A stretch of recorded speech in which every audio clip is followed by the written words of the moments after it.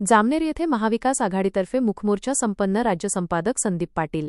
जामनेर येथे महाविकास आघाडीच्या वतीने विविध मागण्यांसाठी एक मूक मोर्चा काढण्यात आला।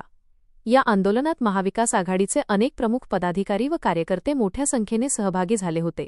या मूक मोर्चामध्ये काँग्रेस पक्षाचे तालुकाध्यक्ष शरद पाटील, राष्ट्रवादी काँग्रेस पक्षाचे दिलीप खोडपे सर, डी.के.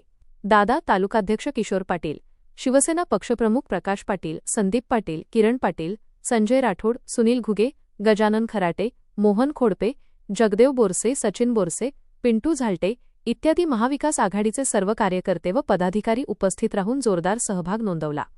सुरुवातीला दिल्लीमध्ये जंतर मंतर संसद भवनासमोर या विद्यार्थ्यावर लाठीमार केला, त्या सरकारचा मी महाविकास आघाडीतर्फे निषेध करतो आणि सत्ते की कुर्सी अब पेटी बांध लो, कुर्सी की पेटी बांध लो, मौसम बदल रहा है, सत्ता पलट रही है, हे सरकारने लक्षात ठेव। आज भारतातलं वातावरण अलग झालेलं आहे। सर्व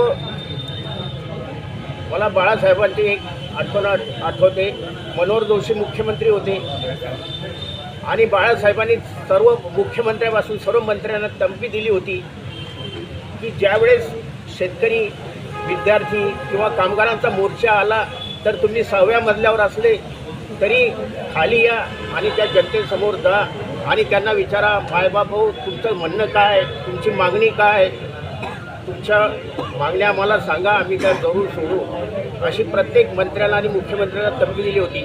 परंतु हे सरकार एवढं निगरगठ्ठ आहे की 20 दिवस 25 दिवस झाले सोनम वांगचूक उपोषणाला बसले आहे, परंतु साधा आणि आपल्या महाराष्ट्रातला तरुण दीपक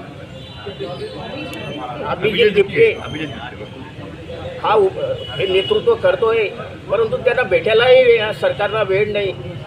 त्यामुळे या सरकारचा आम्ही निषेध करतो आणि महाराष्ट्र या देशाला आदरून सोडतो, कारण महाराष्ट्रातलाच एक तरुण पूर्ण दिल्ली आदरून सोडतोय, दिल्ली सरकारला आदरून सोडतोय। म्हणून एका ठिकाणी म्हटलेलं आहे की महाराष्ट्र मेला तरी राष्ट्र मेले, मराठ्याविना राष्ट्र गाळा न चाले, खरा वीर वैरी पराधीनतेचा, महाराष्ट्र आधार ह्या भारताचा, महाराष्ट्र आधार ह्या भारताचा। तर शेवटी एकच सांगतो की या शिक्षण मंत्री जो धर्मेंद्र यांनी राजीनामा द्यावा आणि या विद्यार्थ्यांना न्याय द्यावा, एवढीच विनंती करतो। जय हिंद, जय महाराष्ट्र।